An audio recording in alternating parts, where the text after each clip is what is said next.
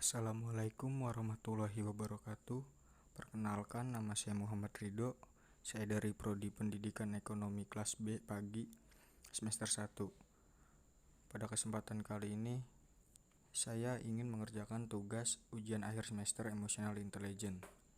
Di sini saya akan membahas hubungan kecerdasan emosional dengan kedisiplinan. Hubungan kecerdasan emosi dengan kedisiplinan. Kecerdasan emosional adalah kemampuan merasakan, memahami secara efektif, menerapkan daya dan kepekaan emosi sebagai sumber energi, informasi, koneksi, dan pengaruh manusia atau kemampuan manusia pribadi dan sosial yang merupakan kunci utama keberhasilan seseorang. Kedisiplinan merupakan hal yang sangat penting bagi kehidupan manusia, terutama dalam mencapai keberhasilan pada umumnya. Karena kedisiplinan itu ialah sesuatu yang direncanakan akan terlaksana dengan sebaik-baiknya. Untuk dapat melatih dan mengembangkan kecerdasan emosional secara optimal, kita perlu memahami tentang apa yang dimaksud dengan kecerdasan emosional, bagaimana melatih dan mengimplementasikannya dalam pendidikan, terutama kedisiplinan belajar siswanya di sekolah maupun universitas. Cara meningkatkan kedisiplinan. Tidak ada masa depan gemilang tanpa sebuah kedisiplinan. Dengan disiplin, Anda akan tahu apa yang baik bagi hidup Anda dan apa yang harus ditinggalkan. Selain itu, Anda juga akan terbantu dalam memilih dan memilah hal-hal yang bisa mendukung mimpi Anda meraih masa depan yang cerah. Berikut adalah cara terbaik untuk meningkatkan kedisiplinan. Yang pertama, jangan tunggu motivasi datang. Melatih disiplin harus datang dari hati Anda sendiri. Menunggu motivasi tidak akan membuat diri Anda lebih disiplin. Mulailah dari hal yang kecil.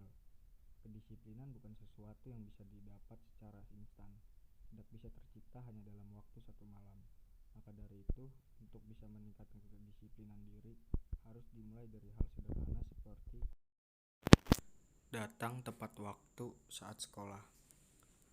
Kedua, tetapkan rutinitas harian. Cara melatih disiplin bisa dimulai dengan menetapkan rutinitas harian. Misalkan, Anda menarget setiap hari akan bangun setiap pukul 4 pagi. Setelah ditetapkan, lakukan upaya maksimal untuk mewujudkannya. Lama-kelamaan rutinitas ini pasti akan Anda rasakan sebagai sebuah hal yang ringan dilakukan. Yang ketiga, fokus pada target jangka panjang. Mengapa target jangka panjang? Karena target jangka panjang adalah sasaran yang tidak akan bisa Anda latih dalam waktu dekat, sehingga Anda terpacu menjaga motivasi untuk bisa mencapainya. Yang keempat, jangan mencari-cari alasan. Untuk menghindari dari upaya mencari alasan, adalah dengan jujur terhadap diri sendiri. Pentingnya kecerdasan emosi terhadap kedisiplinan.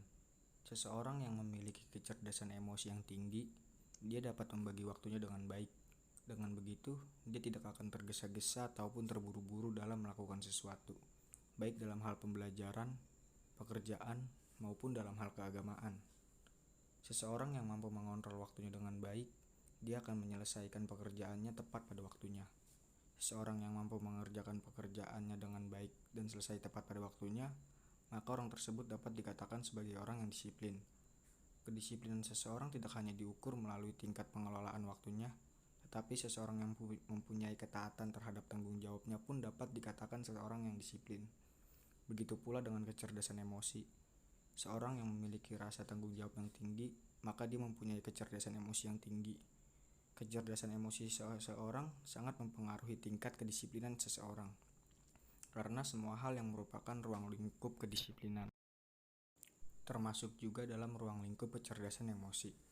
Seperti yang sudah dibahas sebelumnya, contohnya adalah manajemen waktu, rasa tanggung jawab, taat, dan patuh pada peraturan dan tata tertib. Demikianlah, hanya ini yang saya bisa sampaikan. Kurang lebihnya mohon maaf. Wabillahi taufiq wal hidayah. Wassalamualaikum warahmatullahi wabarakatuh.